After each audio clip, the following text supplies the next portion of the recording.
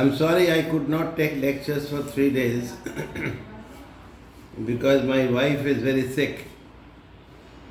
But without giving lectures, I feel that is a wasted day.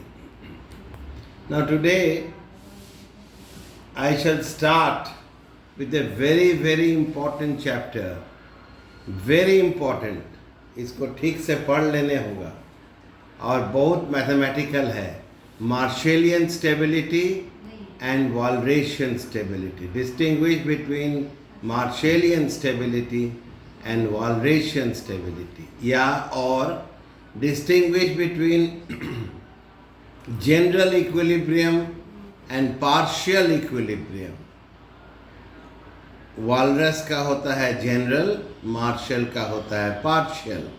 या simple question आ सकता है, what do you understand by the stability of market equilibrium?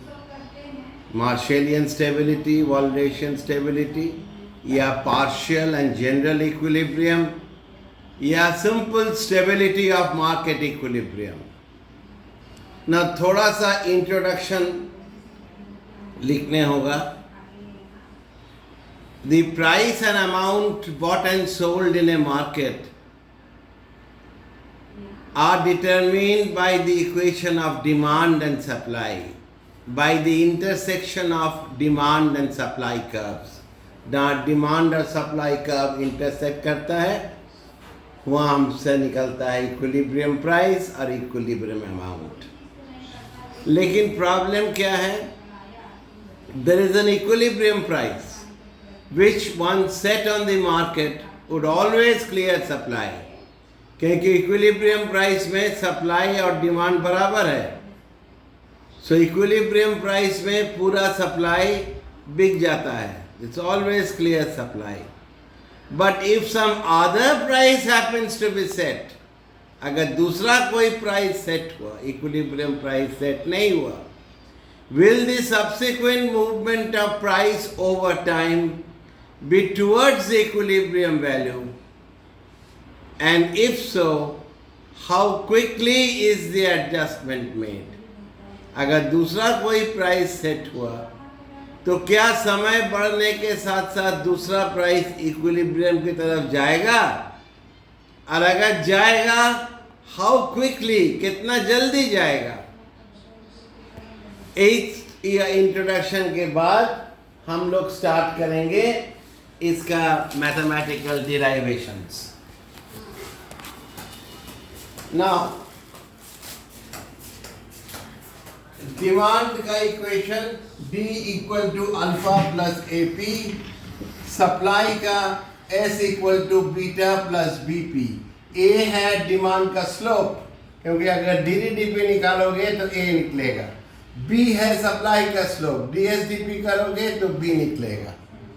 Demand curve हमेशा downward sloping होता है, सो ए हमेशा होगा negative.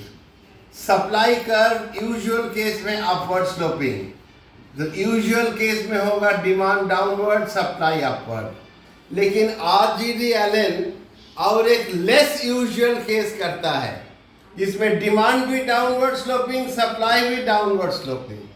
तो उसमें क्या होगा? डिमांड डाउनवर्ड, ए नेगेटिव, और सप्लाई भी डाउनवर्ड, बी नेगेटिव.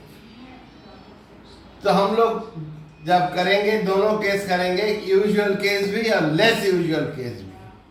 सो इक्विलिब्रियम में क्या होगा? एक्स बार बराबर alpha plus A P bar equal to beta plus B P bar. P bar को एक तरफ ले आओ, A P bar minus B P bar equal to beta minus alpha. P bar common, A minus B बराबर beta minus alpha. So P bar हो गया beta minus alpha by A minus B. Numerator denominator दोनों को minus से गुना करो, result same रहेगा, alpha minus beta by B minus A. P बार निकला इक्विलिब्रियम प्राइस. X बार, P बार का वैल्यू पुट करो X बार में, A इंटू इतना, तो A alpha minus A beta by B minus A. B minus A is the LCM, So B alpha minus A alpha plus A alpha minus A beta. A alpha cancels. So X bar is equal to B alpha minus A beta by B minus A. This is the equilibrium price. This is the equilibrium amount. अब क्या बोलता था पहले जमाना में, पहले stability जब बात होता था, economist used to say if price is set too low, अगर प्राइस बहुत कम है so demand will exceed supply. If price is set too low, demand will exceed supply and price will rise to the point of equilibrium, जहां demand और supply equal हो जाएगा. दूसरा case क्या कहता था, if the amount offered for sale is too low, amount offered for sale means supply, अगर supply बहुत कम है तो buyers will offer higher prices than sellers would be willing to accept and supply will rise to equilibrium. अगर supply कम है तो buyers price sellers price से कम होगा. सेलर बोलेगा 100 रुपया दाम है, तुम बोलोगे हम 200 रुपया देते हैं, हमको सामान दीजिए, क्योंकि सामान का शॉर्टेज है. तो सप्लाई अगर कम है, buyers price will exceed sellers price and supply will rise to equilibrium. These arguments need to be refined and made more explicit. तो पहला कौन किया था, वालरस, उसके बाद आएगा Marshall. So first we study the Walrasian stability.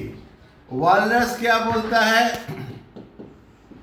if at any time price differs from equilibrium, P is P minus P bar not equal to 0, इसको इधर ले आओ, P not equal to P bar, price is differing from equilibrium. So Walrus कहते हैं assume a dynamic model in which price rises. Price कब rise करेगा, when supply is short of demand. Price बढ़ेगा जब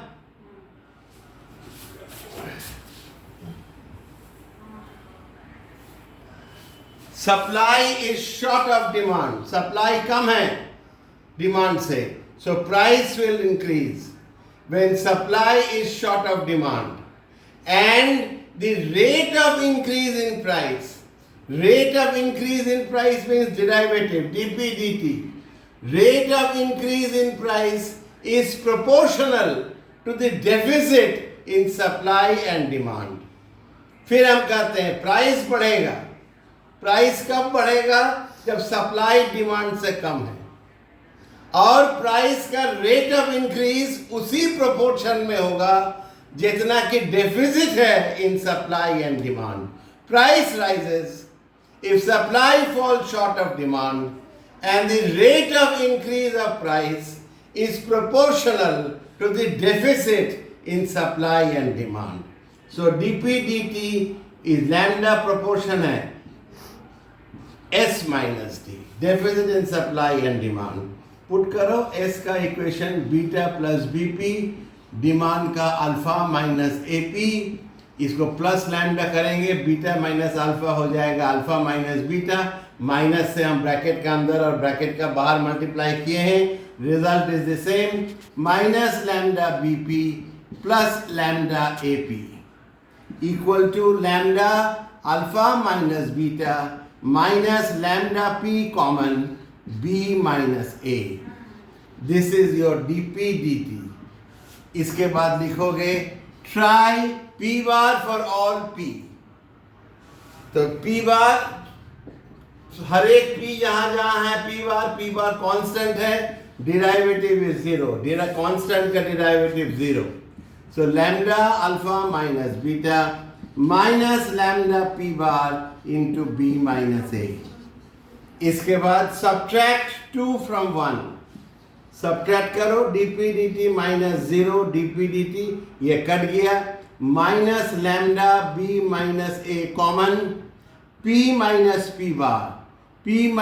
पी बार बचा और lambda p minus a is common.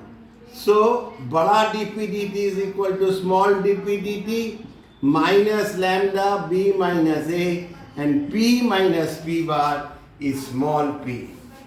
Since करके bracket के बाहर में लिखोगे p minus p bar is small p and capital dp dt is equal to small dp dt. Now next line लिखो, dividing both sides by p. Dividing both sides by p.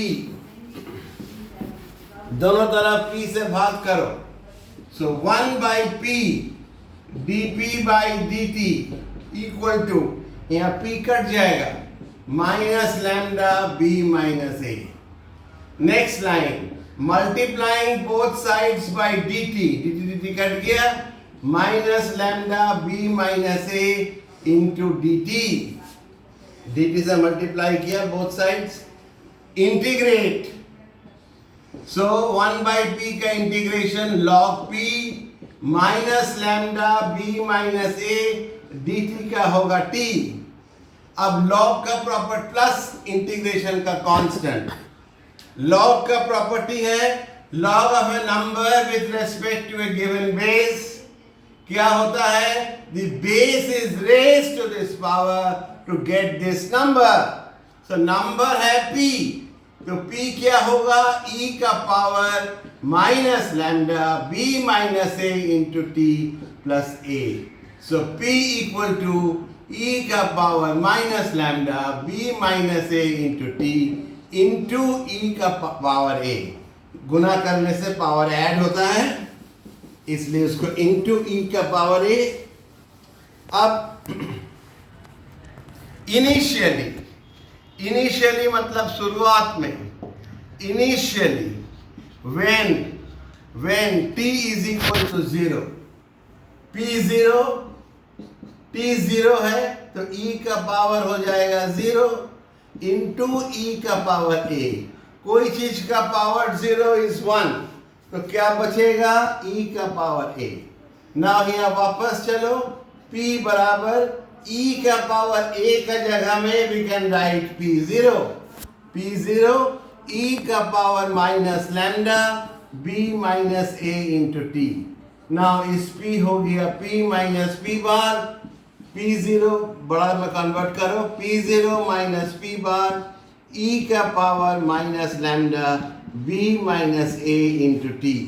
So p equal to p bar उधर ले जाओ, p bar plus p0 minus p bar by ये minus नीचे ले आओ तो power plus हो जाएगा, e का power lambda b minus a into t.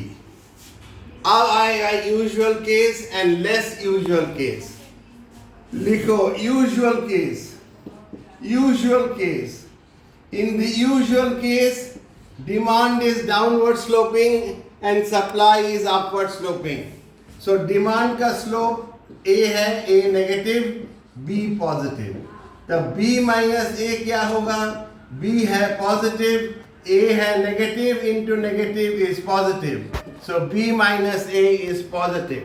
अब as t tends to infinity, अब b माइनस a पॉजिटिव है और t बढ़ा रहे हो तो e का पॉजिटिव पावर बढ़ेगा. e का पॉजिटिव पावर बढ़ेगा, इसका वैल्यू बढ़ेगा. कहाँ तक बढ़ेगा? इन्फिनिटी तक. तो e का power lambda b minus a into T tends to infinity. तब p tends to p bar plus कोई चीज बाई इन्फिनिटी होता है 0. This is infinity, anything by infinity is 0. Therefore p tends to p bar. अब लिखोगे equilibrium is stable. अब heading दो less usual case. Less usual case जो नहीं होता है. In the less usual case, both demand and supply curves are downward sloping. दोनों demand और सप्लाई डाउनवर्ड स्लोपिंग है. तो A भी लेस देन 0, B भी लेस देन 0. लेकिन दोनों डाउनवर्ड होकर भी दो केस हो सकता है. ये देखो ये दोनों demand and supply downward sloping है, लेकिन यहाँ demand is steeper than supply, यहाँ supply is steeper than demand. So less usual case में दो केस होगा. In the less usual case two cases arise. Number one, demand steeper than supply, demand steeper than supply, ये वाला. So demand steeper than supply किस तरह लिखेंगे? in the form of an expression minus b less than minus a. b है supply का slope, b छोटा, demand is steeper, so minus b is less than minus a. इसमें example दो. -5 -4 से छोटा है, तो 4 5 से छोटा है, 4 a की तरफ है, so a less than b. अब a और b दोनों को माइनस करके a को b से छोटा करना है. दोनों माइनस है क्योंकि लेस यूजुअल केस है, तो नेगेटिव जितना बड़ा होगा उतना ही छोटा होगा. तो a -5 b -4. अब b माइनस a क्या होगा? -4. a है -5, माइनस इंटू -5 हो जाएगा +5, तो b -a हो गया पॉजिटिव. b -a हम लोग का है the spinal cord, the king maker. इसी पर निर्भर करेगा स्टेबल है कि अनस्टेबल है. अगर b -a पॉजिटिव है, इक्विलिब्रियम स्टेबल होगा वॉलनट्स में. अगर b -a नेगेटिव है, equilibrium will be unstable. So b -a is the king maker. So यहाँ पर as t tends to infinity, b -a positive है, t बढ़ा रहे हो, इसका पॉजिटिव पावर बढ़ेगा, तो e का पावर लैम्डा, b -a का power t tends to infinity. So p will tend to p bar plus कोई चीज by infinity 0. So p tends to p bar. Thus equilibrium is stable. अब less usual का दूसरा case, less usual का दूसरा case, supply steeper than demand. Supply steeper than demand, इसको expression में -b greater than -a. सो -4 -5 से बड़ा है, 5 4 से बड़ा है, 5 a की तरफ, a b से बड़ा है. अब a और b दोनों को माइनस करके a को बड़ा करने होगा b से, तो नेगेटिव जितना छोटा होगा उतना ही बड़ा होगा. a is -4, b is -5. तो b -a हो गया -5, minus of -4 is +4. This is negative. अब as t tends to infinity, b -a negative हो गया और t बढ़ा रहे हो, तो e का नेगेटिव पावर बढ़ते जाएगा. e का नेगेटिव पावर बढ़ते जाएगा, तो इसका value will go on decreasing. Value घटते जाएगा, और घटने का लिमिट, डिक्रीज का लिमिट है 0. तो e का power lambda, b -a into power t tends to 0. So p tends to p bar plus anything by 0 is infinity. तो p टेंड्स टू इंफिनिटी.